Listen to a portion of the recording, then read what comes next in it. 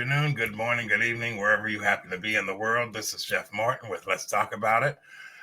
My podcast is going through a lot of transitions right now. I'm moving everything over to Substack because it's free. Eventually, we will be doing that here on Streamline as well. No longer broadcasting live on Facebook. They made it a little more difficult to do that, so I don't mind. I'll just kill the Rumble and YouTube, and I think I'm on X somewhere, and obviously everything's going to be on Substack. So I haven't had my guest, my good friend Dr. Dinah Dye, on since I got back from Israel. We really haven't talked much about the trip, and of course, with everything going on. So I couldn't wait to have her back on. Plus, she's writing a new book. I got a couple of her chapters here. I reviewed them. So hey, welcome my good friend Dr. Dinah Dye to the podcast. Hi, Dinah. Hi, Jeff. How are you doing? I'm doing good. All right. So I'm somewhat kind of excited. a wild day, right? Post-bombing. We're dating. What's funny about the bombing thing was Donald Trump. I mean, there's a couple of things I'm just going to mention about that real quick. The whole thing with Elon Musk, I thought was a hubbub. I thought it was all fictitious. When he said, I'm giving them 2 weeks, within 2 weeks, I went, nah, he doesn't broadcast like that. I don't think that's true. I think he's going to do something sooner or nothing at all. I actually thought he was going to do something. 2 days later, he did. So I'm like, okay.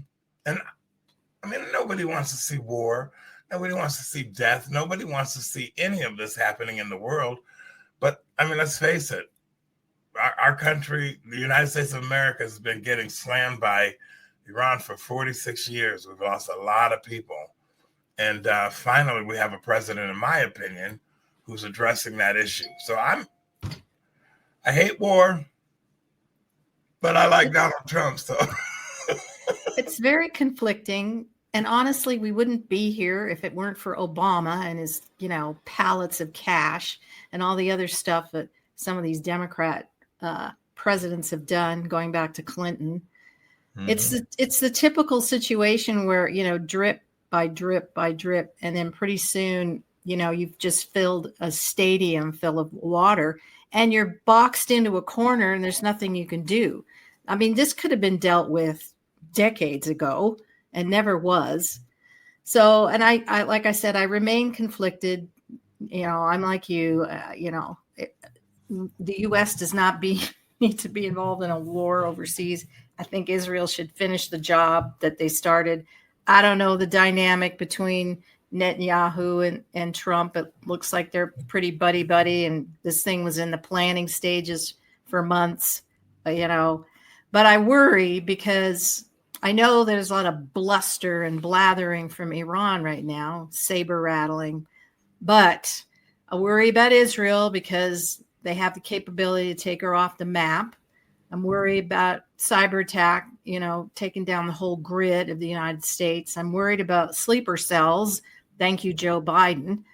Lord knows how many there are and where they are. So that sort of kept me up. I was impressed beyond measure with what our military is able to do, because I was sort of in the camp like we don't even have a military, like they're barely functional. If we got in a war with China, it'd be, we don't even have enough ammo for a day. I was kind of in that camp. So that was an impressive, that was just impressive to watch what they accomplished in those, all those planes and pilots and, but I'm not settled in my spirit at all. And I'm not having a party and celebrating the bombing. Right. So now we kind of wait and hold our breath and pray to the Lord somehow, some way, Iran would come to the negotiating table. I don't know how it's possible. They're crazy. They can't be trusted. They lie. They, who are we dealing with here? But I guess that's where we are. Well, I've been writing about Iran since my Navy days. I was in the military when the Iranian Revolution occurred. We were actually in the Persian Gulf because they took a bunch of our It was on my birthday that happened. Oh, really? I always remember it, November 4th, 1979. Well, what strikes me, Israel's had missiles raining down on her population for decades and surrounded by hostile nations. When I was in Israel, and I was in Israel from May 4th to the 15th, there was one point where I was sitting near the hotel. It was like a food court. We hadn't really, I don't think we had gone up to the wall, the Wailing Wall yet, but I was sitting there having lunch. And there was just a parade of kids, small children, like on a school bus tour or something like that. Several groups went by me, and I was looking at these ethnically mixed Israelis, Arab, Ethiopian. I remember one little pudgy kid. He was bright red hair, freckles all day long. And I was sitting there thinking, look at these beautiful children. I mean, they were so pretty. And I thinking they have to grow up with the thought of missiles raining down on them, rockets landing in their neighborhoods. They have to live with this. And I thought, this is sad. So to me, the whole thing is sad. Of course, we're biblical people, so we kind of understand it from a different lens. But I remember sitting there seeing the beautiful dark hair, the long eyelashes, and these beautiful children that are growing up in this insanity. And they're like the third generation. And I was like, Right. It was really hard to take. But anyway, having said all of that, Israel was amazing. Lost my passport the first night I was there. I know. I guess you got that sorted out because you're home. Well, you know what happened is, oh boy, the bus tour, the guy who leading the tour, his hair was on fire. He's like, oh my God, you're going to be here for a month. I hope you can plan on staying here. I hope you got a lot of money because you're not going to get your passport for at least a month, month and a half. And that's going to be an emergency passport. And he's like, he was so erratic about it. I was like, I finally had to shut him off. Yeah. And just do what needed to be done.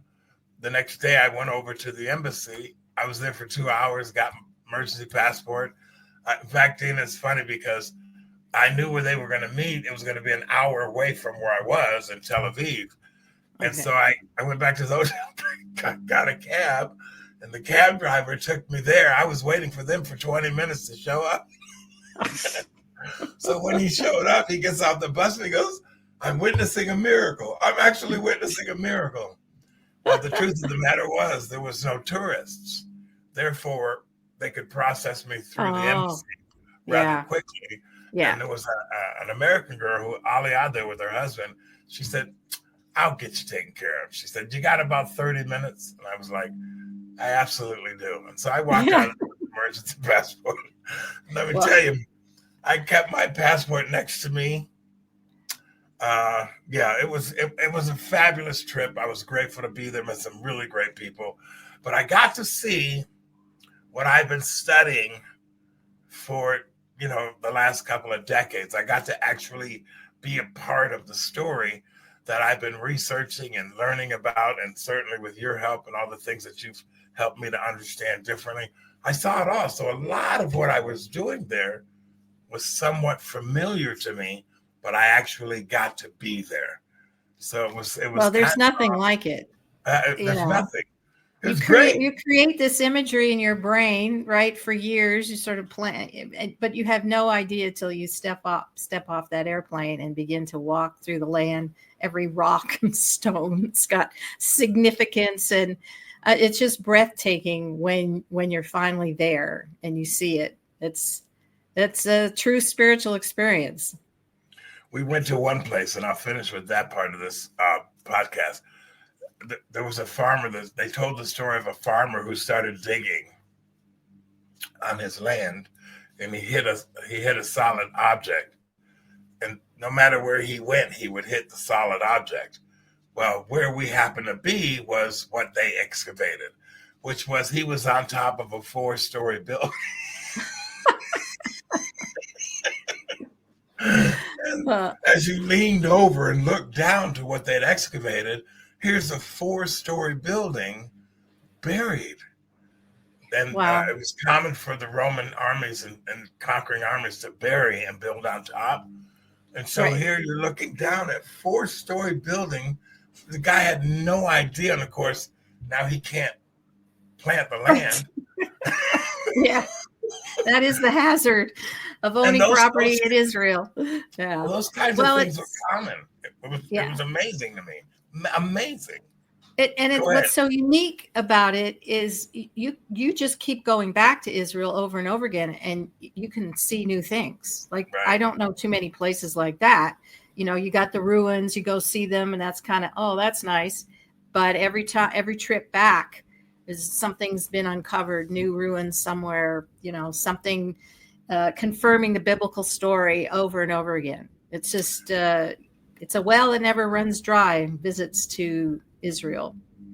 It was really like the biblical story because that too never stops Right. revealing information. So it was just all in all fascinating. I've been to Greece and Turkey and now Israel. And what's ironic to me is, by the grace of God, we get there before all of this happened. Amen, brother. Are you Every not there during it? well, Now everybody you was can't like, even get "Why?" out or in. I know, and everybody's saying to me, "Why are you going to Israel? There's a war going on over there." When we were there was no sign of war. You know, when I was in Tel Right. Aviv, I felt like I was in Seattle because the same kind of culture exists. But anyway, the highlight of the trip for me was on the Sea of Galilee. That's when the spiritual thing kicked in. And I remember literally with my arms wide open, just crying, sitting on the boat because it was almost like I was being connected to the place of his presence, if you will. And you'll understand that better than most. Anyway, that was my trip to Israel. Now there's chaos and buildings being destroyed. And it's really kind of sad. Well, my first trip was right after the Yom Kippur War, 1973. Let's just talk chaos and instability. And had a friend who was on a kibbutz in the Golan Heights, as you can imagine. Wow. So it kind of, doesn't really matter when you go. There's something going on. Well, Dina, what's been going on with you? Let's jump into why we got you on today. What have you been up Well, to?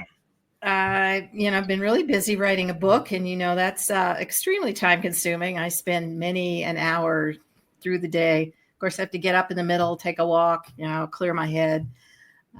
But I'm just on the last chapter. It's called The Greatest Exodus, and the subtitle is A Divine Warrior Tradition. And it's actually going really well, way quicker than I expected. I have used AI to help me organize my notes.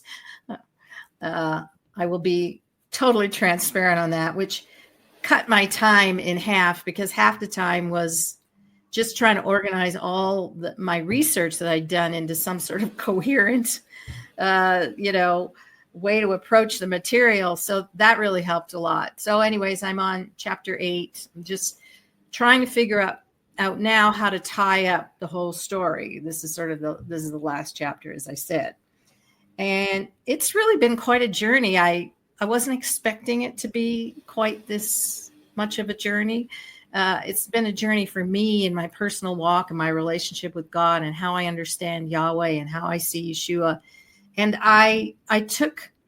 so when I was starting to write my book on, basically on the Exodus and looking for how the New Testament connected to the Exodus, because there are myriads of scriptures and themes and motifs, etc., from the New Testament, back to the greatest story told, in the Bible. And at the same time, the Bible Project came out with a whole series on the Exodus. And I'm like, oh, really? Like, how frustrating is that? What am I? So I started listening to their, the podcast, see where they were going, what they were doing. I was like, they were covering all the stuff I was going to cover. So I just thought, I'm not going to repeat everything they just said. It's going to sound like I stole all their material. So I had to go back to the drawing board, and I just left it for a couple of weeks. As kind of like, Lord, I don't, what do I do? I felt this is a topic I needed to write about, and I needed to write about it now, but I had, I was frustrated. So, and it's not like it's, the material is copyrighted and belongs to somebody, right? But Right. I went back through my books and I started looking at my workbook, and I thought, well, how can I massage this and sort of work it into, and I realized that theme of that I've talked about quite a bit of the divine warrior and combat myth, et cetera, that's very much a part of the ancient Near East world. I wonder if I can figure out a way to incorporate that and have that be the lens through how I would write, because so much of the Exodus story, all the elements of the combat myth, of the ancient Near East combat myth, are all in the Exodus story. And you know, as you go through it, you can just see it. So I kind of laid it all out, and I had 8 steps, and I was sort of working through those. And then I realized it just sort of fit through everything. And I just began to look at the Exodus story from that lens. So it's kind of the combat. I don't want to go into the whole thing, but the overriding view, this idea of the combat myth, which just means in the ancient world, you had what they call the chaos creature, the chaos figure would rise up, cause chaos, imagine. And then a warrior, divine warrior would come in, they do battle. The divine warrior would defeat chaos. The divine warrior would be victorious. And because he was victorious, certain things went along with that, like building a temple. Then there would be a great proclamation, or the herald would go forth and tell the good news that the divine warrior had defeated chaos and the empire was at rest, kind of thing. There would be processions by the people. It's great, you know, acclamation and paying homage and, you know, cheering and shouting, Hosanna, you know, whatever. And then it would end sort of with an enthronement ritual, which was be accompanied by a covenant meal of some kind. So those are the sort of steps. And again, all those steps are in the Exodus story. And then I'm going, okay, now when I get into the New Testament, I found all the same kind of steps. I put them in the same order. I explained them in the same way. But now I'm taking it up a notch from the Exodus to the, and people will call it the greater Exodus, but I'm calling it the greatest Exodus, you know. Right.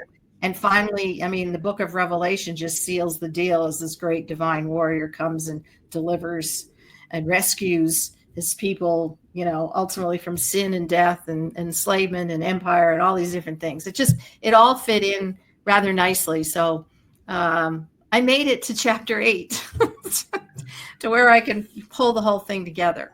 But I think it works. I'm hoping. Well, I mean, it does in my mind. You sent me 3 chapters. I've got through the second chapter, and you mentioned Star Wars, and I think it was the Lord of the Rings. Yeah. And I was like, you know, I remember when I read the Book of Mormon, and we're talking about Moroni, who was the figure who resolved everything, the man of war, and I was able to look at that because we talked briefly about, you know, this chaos and all that kind of stuff. I mean, it's fluid in your other books, but you can't watch an action movie today where you don't have a bad guy and then a good guy, and the good guy usually saves the day. And I'm going, this is like historical in just about every culture. Yeah. This whole ideal. And I thought about the Satan being, you know, and Tiamat and the story of the Babylonian. Mm-hmm. All of these things, I'm going, this is a fluid conversation in every culture and every society. Yep. Good versus evil. And eventually good saves the day. Yep. That's what I was reading when I was reading your book. And I was thinking too, you know, if I think about Mark Biltz for a minute, who was always looking at words and what they meant and how they played a role in the story, and going back and learning the actual meaning of it. And I'm reading your new book, and I've read your other 3 books, and I'm going, yes, but that doesn't address the cultural reality that those people were living in. It's just talking about the author and how they wrote. But most people, when they're reading the Bible, it's not in their mind to wonder what the culture was like, what the real lives of these people. And your writings, even in the ones you sent me, they always address that. Because, and I'm agreeing with you, if you don't understand the way the world worked when they were writing their articles or their letters or their, I call it Talmudic writing for lack of a better sense, it was all Jewish. Then you miss a great big chunk. We can't help but superimpose our reality on the text. Well, the problem with doing that is we got 960 interpretations of the New Testament, and none of them address the Exodus story. I know. And Which is it's what everywhere. I mean, think. the entirety of the book of Revelation is filled with Exodus imagery, from the plagues to the wilderness to the lamb that was slain at Passover. It's just all through there. And it is unfortunate. Somebody asked me, is this a Christian book? On my Facebook page. I said, well, the goal of the book is to help Christians understand their Exodus heritage and to help the Messianics understand their Yeshua heritage. And so I put both of them together, and I hope it serves its purpose. I have no idea how this is going to go. I mean, I tried to write it much less academic than my first three books, in more of a sort of conversational style, although That way. I like how you started out by talking about your family and your yeah, childhood, things of that nature. You more hopefully personalized. that'll draw people in. But some of the material, I mean, it's heavy stuff. It's not things that people think about, but I'm trying very hard to connect them all together for people, because I like to read the Bible as a sort of large picture, an overview from beginning to end, and not get bogged down into specific details. And I'm hoping that people will see that in this story. Now, the divine warrior theme isn't something that's well known, and some people might find it kind of weird, I guess. What's interesting to me is apocalyptic literature. So the divine warrior combat myth thing is very old, thousands of years, going back to ancient Mesopotamia. And like you said, in virtually every culture had it. And then over time, when we're coming into the New Testament, I guess the apocalyptic literature kind of hijacks, I guess might not be a great word, hijacks the combat myth. So they kind of merge, and then the apocalyptic literature tends to be, very dreamlike, visionary, but sort of more focused eschatologically on this final end of things when everything is all restored. But there's a real marriage between the two. And if you don't really understand the combat myth in the beginning, it's kind of hard to understand where is apocalyptic literature getting all of these ideas that it has. And it's very symbolic, right? And how it presents these great wars, and these battles. But it really got it from the combat myth motif that's very ancient. So I tried to show that as well. This is a thread that is from beginning to end. Hopefully I did a good job. I guess I'll find out. When I think about your first three books,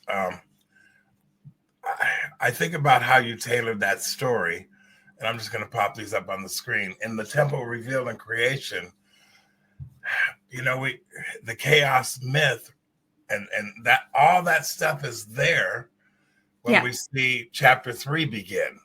And then all of a sudden, Adam and Eve are no longer in the land. They're chased out of the land, and something else is kind of taken over. And the story's starting to roll through the centuries with Adam. And then in your temple revealed in the garden, you kind of bring that together with new creation and recreation. And all of a sudden, we've got Noah, and he's not dealing with a lot of chaos in the form of an invading army. He's kind of setting the stage for the birth of Israel. And I go, when people look at the Bible from that perspective and they see the storyline, then it becomes a lot easier to see that the storyline is about this people that God created in order to bring this story to life through the centuries.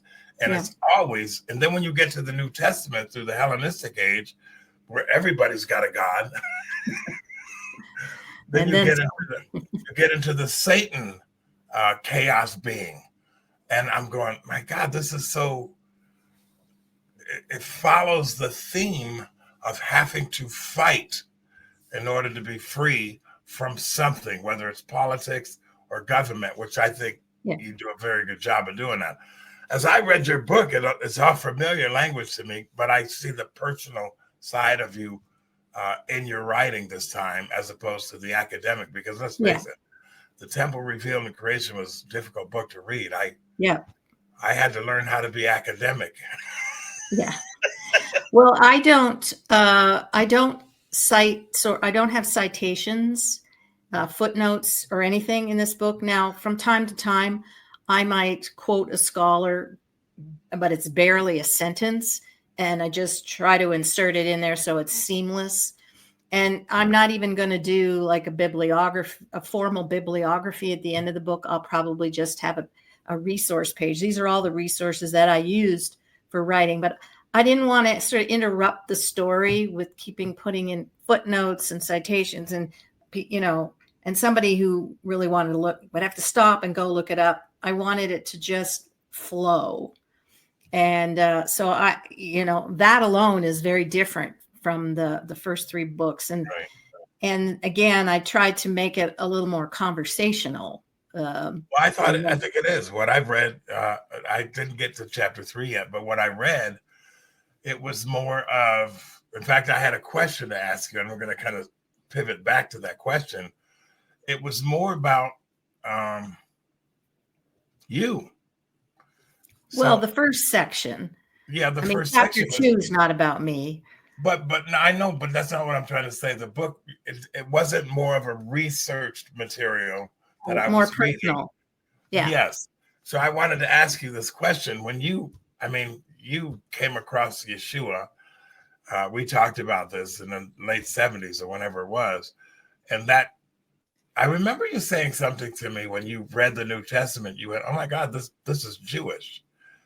And I wanted to ask you to circle back to that time in your life when that happened to you, and you got, "Oh my God, this is the God that I believe in." Then you started learning. I mean, what happened to you when that happened, and how did all of this resonate with your family members and the way your world was all those years ago? Because you spent the past 40 plus years in the Christian world, yep, bringing this to life.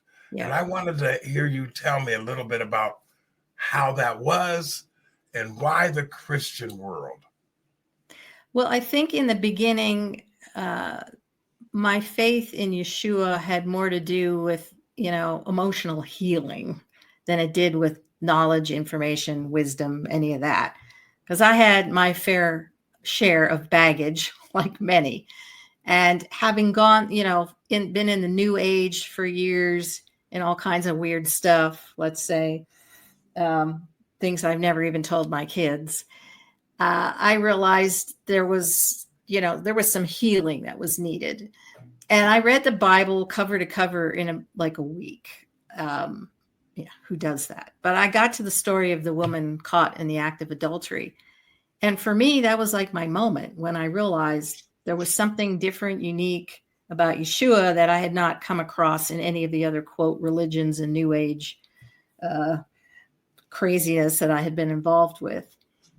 And so that's where the healing began. And the first sort of response to that was to sort of ask forgiveness to most of my family.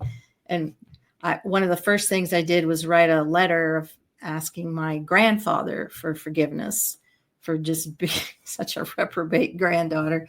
And my parents, I just, was just selfish and all that sort of thing. So it began in the place I think it begins for a lot of people, that sort of that healing and that ability to sort of go forward because you feel like you're in shoes of cement and you have not been able to move. But once I transitioned out of that, then it was got cerebral for me. So I went from emotional to cerebral, which is always where I kind of my lane. And then I began to really ingest the New Testament, and it just blew my mind how Jewish it was. I had no idea. I had no idea what I was reading. And, when I was a kid, I had some friends who took me to a Catholic church, and I thought it was kind of interesting. They take me on, Christmas Eve. It's like, I don't really know what's going on. I remember in school when religion was in school, I learned the Lord's Prayer. So there, bits and pieces had been planted in me, but now it was like, it's a go. You can start to see this, and you actually kind of know the Lord's Prayer. How I didn't know, but so now the journey begins, and I just find myself completely in an environment of non-Jews. It didn't matter where I went or where I turned. That was the environment I was in. And so I don't know exactly when. I remember going to a Jews for Jesus conference back in the 70s. I think it was in Mount Hermon in California, because I had this sense I needed to be around a bunch of Jews to kind of figure out what just happened. And that was, the earlier founders of Jews for Jesus and stuff. That was really kind of eye-opening and revolutionary to me. And it helped me kind of synthesize these two worlds somewhat. But I didn't end up amongst Jewish people. It didn't matter what I did or where I went, where I worshiped, what community I was in. It was always Gentiles and me. So I sort of had the Paul experience, although I would be the last to proclaim any closeness to Paul. I don't look remotely like Paul. But I felt that was the call on my life. So at the same time, my closest friend in the world, Jane Bakewell, we actually met during the Guatemalan earthquake in 1974. She had kind of embraced this initially. She had met several people in our area who were Jewish. And so she kind of came through it that way. Her ministry ended up being to Jews. So she's the Gentile. God sends her. She goes to Israel and she studies under Dr. Michael Brown and various other ones. And she ends up at Beth Messiah in Maryland with Paul Wilbur and all those guys. Me, I end up, in northern New Mexico with a bunch of Gentiles. So we laugh about it to this day, but God sent the Jew to the Gentiles, and he sent my Gentile friend to the Jews. And it's always been the case. I have a question. You mentioned, being that incorrigible kid, you had to write a letter to your grandfather. And then all of a sudden you had this experience, and now you're talking about Jesus to the same Jewish family. Yeah. How did that go? Well, my grandfather, it wasn't very long before he died. I feel like he was like 95 or something. And we had a conversation. His name was Jeremiah, right? And he was an Orthodox Jew. I mean, he went to synagogue religiously every Shabbat. He walked, sat in the front row, loved Yahweh with all his heart, knew the Siddur. And we sat and had a conversation. I was explaining to him what I believed. And I was explaining it to him from a Jewish person and a Jewish perspective about a Jewish man named Yeshua the Messiah. And at the end of that conversation, he looked at me and he said, "You and I," he goes, "we believe the same thing." Now, I still to this day, I'm not 100% sure I know what he meant, but apparently we meant the same thing. So I don't know. I can't say that he knew Yeshua, but he understood what I was saying, and it touched him, and he knew we were on the same page. Now, the rest of my family is not as religious by any stretch as my grandfather was. My parents we were raised conservative Jews, kind of on the margins. They had a period where they went to, to synagogue on Shabbat, but then that stopped, and we would go for the high holidays, for sure, Passover, Rosh Hashanah, and Yom Kippur, and Sukkot, of course. And I think what ministered to them is the fact that I asked them to forgive me for being such a jerk. So that told them that all the weird religions and everything that I had been through, this one was different. So they kind of put aside their preconceived ideas of what it meant. I don't think they even knew, quote unquote, that I was a Christian per se. That wasn't part of the vernacular. The challenge came with my uncle. Now, my uncle at one point was the president of the synagogue in Ottawa. And so this was not going well.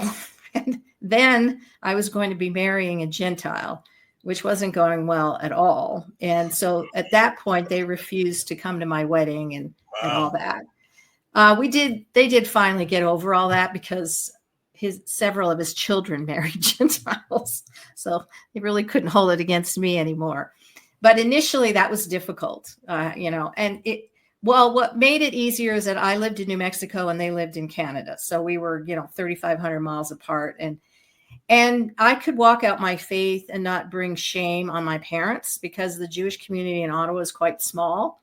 And so if anybody knew that I believed in Yeshua or Jesus, it would have been very difficult for my parents. So they didn't have to deal with that because I didn't live anywhere near, and nobody knew what I was doing or what my lifestyle was like. And then over time, my parents just totally accepted. I mean, it was just a non-issue because I was a different person. That's how they knew my character was different than what it had been. And then jump ahead, writing books. My mother read all my books. I can't imagine she understood a thing I said, but she loved them, and she put them in the library of the retirement residence that she lives in for other people to read who probably don't understand a thing I said. But, it's fine with my family now. And my sister, she didn't have the advantages that I had. I went to Hebrew school, and in the early years, my parents did go to synagogue. She had none of it. Like, she has no frame of reference at all. Zero, nada. But I'll tell you, when something happens in the family, I'm the first one to call for prayer. And I did take her to a conference that I did up in north of Toronto. It was a Shavuot conference. I flew out there for that, and I dragged her up there. I can't imagine she understood any of it, but she faithfully was there. She worked my book table, and I'm sure she heard something, but still doesn't really have a concept of, Yeshua and him in her life at all. So it's kind of a mixed bag, I guess. Well, now, thank you, because I remember when I was reading, actually, when you sent this to me, I started thinking, what was it like for her to start talking about New Testament? So I think you've explained that pretty well for me. Now, you've spent 40 years plus in the churches, dealing with Christians, and then eventually in the Messianic route, and then the Hebrew roots. And I've always thought, I was listening to someone recently, I can't remember who it was, and they were offended by all of the Christians who were now mimicking first century Jews. It was somebody in Israel. And I understood it. I absolutely understood it. But you've been in the Christian arena as a Jewish woman, trying to do what? I mean, what was it that you were studying and researching and then sharing and teaching? What was the goal behind all of that? I'm sure there was some transitional periods in your life about all this, but it was still within the Christian community. Oh yeah. What was in your head to walk into a church and say, hey, I'm a Jewish girl, let me tell you about Yeshua? Yeah. I just wanted them to see that the New Testament was Jewish, with a Jewish Messiah written by Jewish men, mostly, and that everything in it had a connection to something, either in the Torah, the prophets, the writings, whatever. And that it was a seamless story, and it was a story about Israel, and that Yeshua personified Israel. He walked as though he was Israel. I mean, he was himself, but he was Israel. And all the stories just connect into one story. It's not like this happened over here, this is Abraham, and that all went down, and oh, that's nice. And now we're over here with Moses, like these sort of separate episodes that have nothing one with the other. And it was always my heart, okay, let's look at it from this lens. But I did realize rather early, because I had the blessing of being immersed in a Jewish culture. And so when you are, that's the lens through which you could see. And I was frustrated because they couldn't see it. And I didn't understand why they couldn't see it. It's like, it's so obvious. Why can't you see this?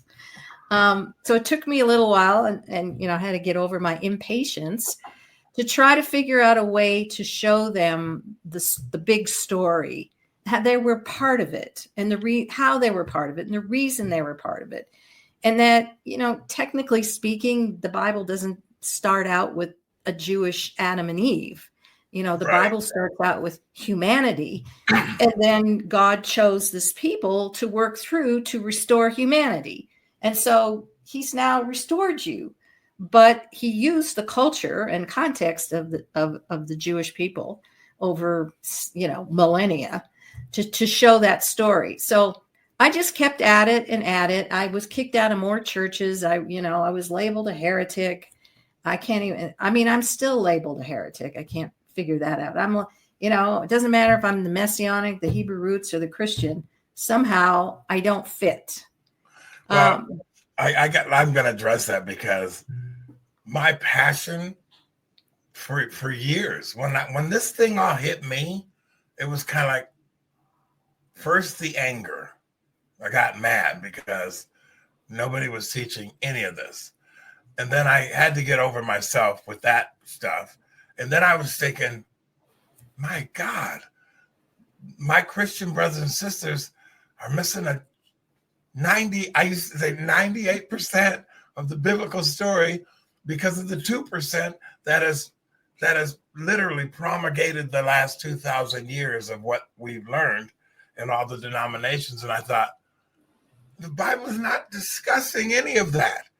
And I wanted so bad for the Christian mind to go, wow. And of course, talking to various people over the years, when they got it, and they went, wow. But that's a hard thing to do, to get the Christian mind to say, let me go back and look at what it was like for the kings of Israel and the culture that they were living in. And then to try to understand that what we're reading about them was written by somebody else century or two later, or 500 years later. And you have to kind of piece all this together and realize that Moses didn't sit on a rock and then have everything in the first 5 books copied and sent through the history. Copy and paste. Yeah. yeah. Copy and paste. He didn't do that. And so when you start realizing that some of these books are written, 200, 300 years after the fact by people who are telling a story from a cultural vein that didn't exist with the person they're talking about. And you go, there's so much more to be learned from this. And so my thing was, I just want the Christian to see that it's not just a bunch of scripture proof texting and a denominational understanding of the Bible. And that's like damn near impossible to do in a culture that has been told this is the way it is. Yeah. And then you go to the next denomination and this is the way it is. And this is the way it is. And this is the way it is. And none of them have a Jewish footprint. It's just difficult. Now, so you started writing books. Yeah. I mean, the first book I wrote in 2016. So, not all that long ago, 9 years ago. Up until then, I just had binders full of research until I finally decided what I wanted to write about. I think when I did understand the significance of the temple and seeing the original pattern of the cosmic temple in the beginning, Genesis 1 pattern, that was revolutionary through various scholars that I was reading. And I determined I would kind of be a bridge between the scholarly world and, the folks. Although I probably tended to err a little bit more on the scholarly side than the folk side, but I'm working at it. But that was a paradigm shift to understand the temple in that way, and that's what finally solidified things for me. All the research that I had done for 40 plus years fit in that box, if you will. And so then I thought, well, when I started out, I thought this book on the temple is going to be 1,000 pages and nobody in their right mind is going to read it. So we got Houston, we got a problem. So I decided to take, the chunks, creation, the garden, and Noah's Ark. I was going to keep going, but I realized if you had Genesis 1 through 11, you pretty much had everything. If you understood the pattern of those chapters, you had the foundation of everything you needed to understand everything else. Now, obviously, other things came to bear, but the basics would be there. So I left it at that. And then, COVID hit and I lost my mind like everybody else. And it's taken me a while just for my brain to sort of adjust and be ready to write another book. But I was determined that I felt people really needed to understand the Exodus story in a way, because the Exodus story filters through everything. I mean, it's all through the prophets. It's all through the writings. It's all through the New Testament. It's everywhere. And not to recognize it, if you don't know the story well, you won't recognize those features when you come to other parts of Scripture. So I thought, well, this is time to really get this story down pat so people can understand it, and then we can bring in, the other parts of the Bible and help them see it. So I've just rested in the fact, this is my lot. Not everybody gets it. I do have a lot of support, so I thank all the folks that bought my books and appreciate the work I've done. But I'm never going to be, quote, a success, in the eyes of the church or in the eyes of the Messianic world, because I don't fit in either. Well, now you're talking my language, because I don't fit in a variety of groups either, including my own. But I was thinking while you were just talking there about the Darby books and talking about the rapture and how that was all born in the 1800s, and then Scofield wrote a whole denominational book surrounded by that. Right. But where they were misguided in that thinking is they were really talking about an Exodus story. They just had to put it in one day God's going to come and take all the Christians who have persecuted the Jews for the last 2,000 years up and away. And I went, it's kind of hard, because that's also entrenched in the New Testament theology, but it's still talking about an Exodus. Right. And I think that they went to the extreme end of that to support the church. It's kind of funny, because when I'm talking to Christians, in particular Christians who have, who've studied, Christianity has to be inserted in the story. And I'm thinking, well, why don't we just remove it long enough to see what the real story was, so we could find out where our story began, because it was Jewish. Yeah.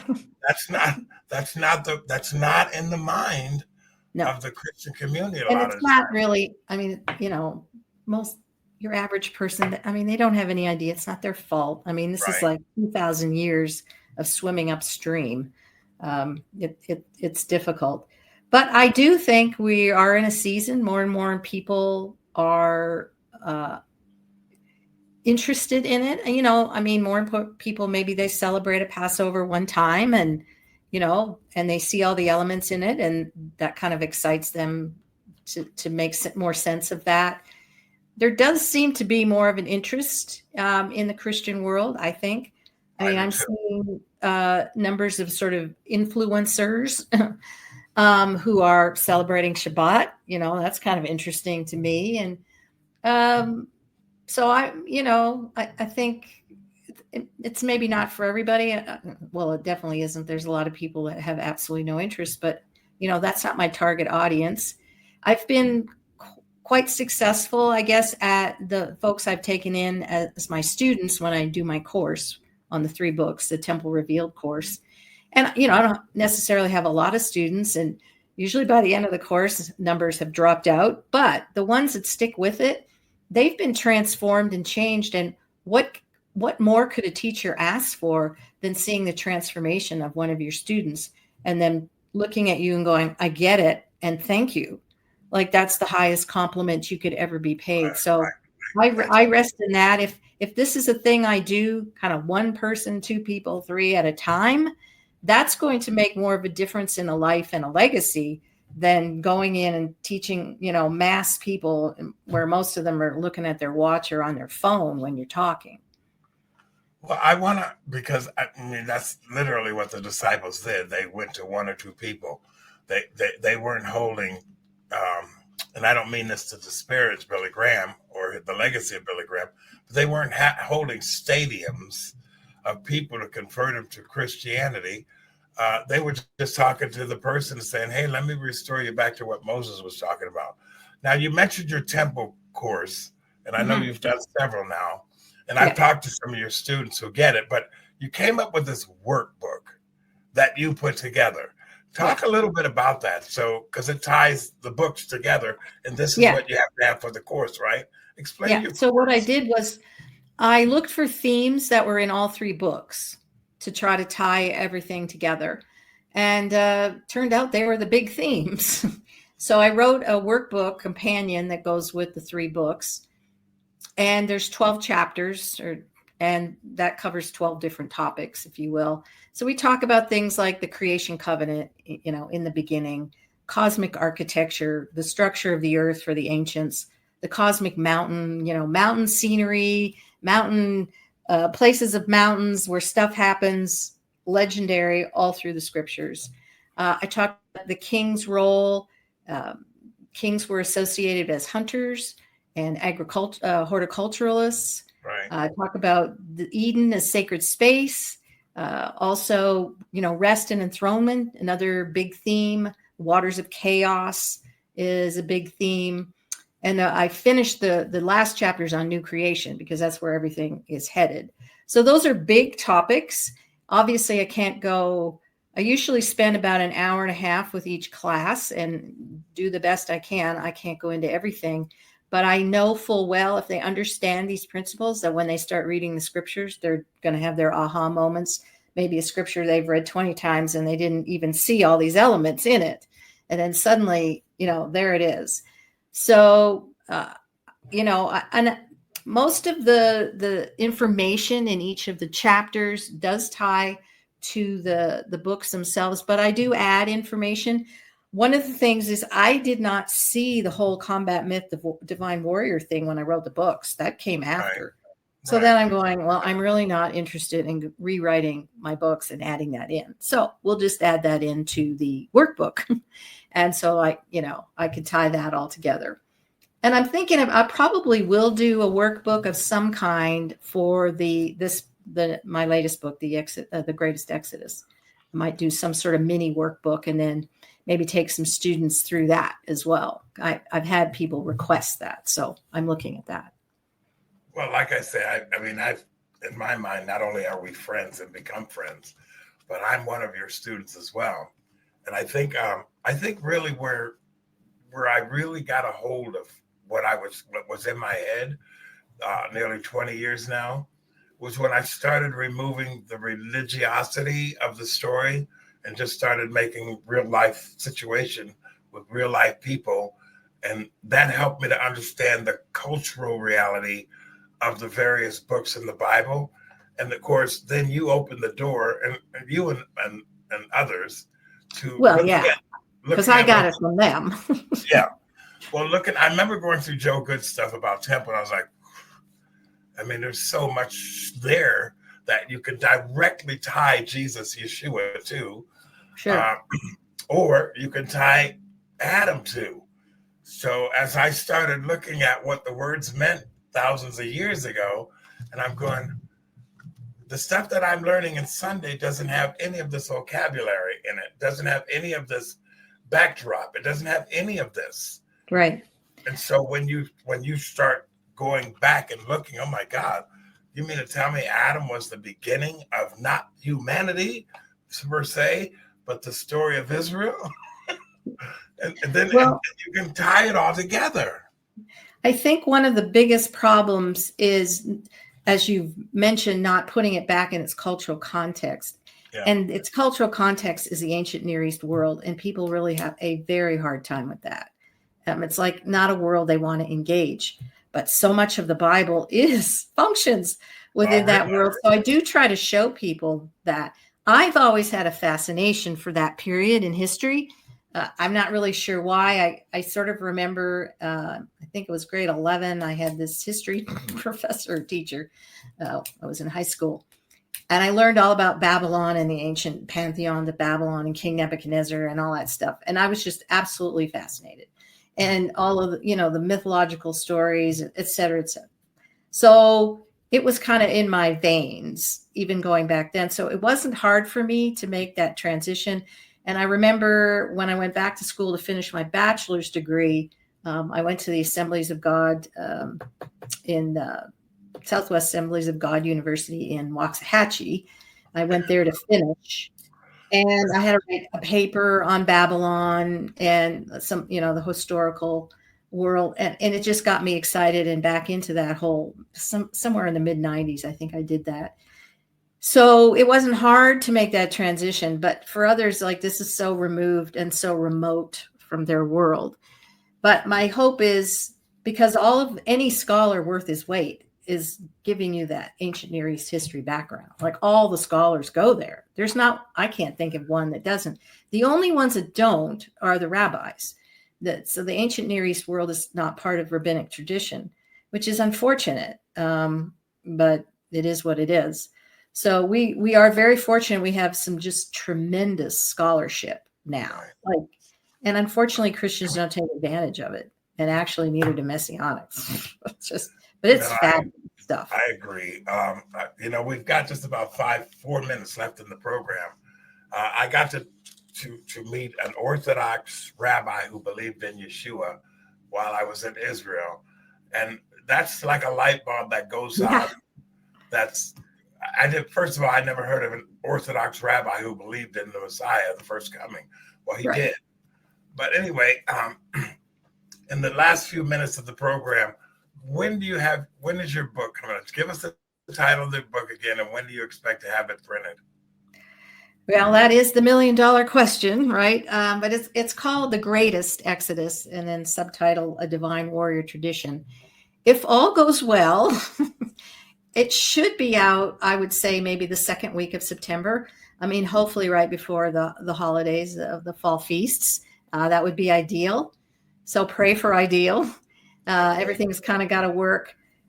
My editor's got to finish, and my formatter's got to finish, and my book designer has to finish, and it kind of all has to, work together. Same book designer? Yep. I'm using Robin Hanley. Yeah, she does fantastic work. Yeah, she's is wonderful. So I've given them all a heads up. Probably I've got enough to where Robin can probably start working on the cover. And Sarah, my editor, she's moving along as best she can. She's got a large family, so that's not easy. And then my formatter, he's ready and raring to go. So I think it's doable. Good. Well, I mean, you're on the last chapter, you said, right? Yeah. And this will probably take me about 2 weeks, I think, to write. It's not going to be as long as the other chapters, but I haven't quite figured out what I'm doing with it. Well, before we go, I'm going to say to the audience, anybody listening, you guys, you got to find me on Substack. I'm moving everything over to Substack eventually, but I want to mention to you why Dinah Dye and I are real friends. Number one, she's very generous in spirit. She has a wealth of knowledge in her head. I've learned more from her about how to put all this together than anybody anywhere. But I've had a lot of academic people. I've read so many books, several of them. Dina, when you sent me Michael Morales' book for $120, I was like, give me a break. But that was a huge eye-opener, and that's one of my favorite books in the collection. The issue is, I'm a history person. I love history. I just want to write history or get the revisionist history out of the way so we can see the actual story. And Dinah Dye has helped me to do that on so many levels. I appreciate you so much for how much I have learned, but also you caused me to go back and look at that cultural integrity from which the writers were writing about. So much makes more sense to me, but the story continues to be more human than religious. Yes. And that to me is the gift you've given to me. So I really appreciate that. Well, thank you. I appreciate you. Like I said, it's the highest compliment a teacher can receive. Yes. So thank you, Jeff. Well, we'll do this again because we're not going anywhere, hopefully. No, apparently not. Folks, you can catch Dina. If you go to her website, it's a paid site. I encourage you to invest in her website. It's called foundationsandtorah.com. If you want to go back to college or go back to school, just invest in that website and you will learn a lot of things. You'll also get an opportunity to see how Dina has moved through the last 40 some odd years, learning and developing and being a part of sharing the story of the Gospels and certainly the Old Testament and the history of Israel. Thank you, Dr. Dye. Appreciate having you on, always. Is that it? Say goodbye, Dina. Goodbye, Dina. Goodbye, Jeff. Bye-bye, my friend. We'll be talking to you. Have a All great right, afternoon, bye-bye. everybody. Bye-bye.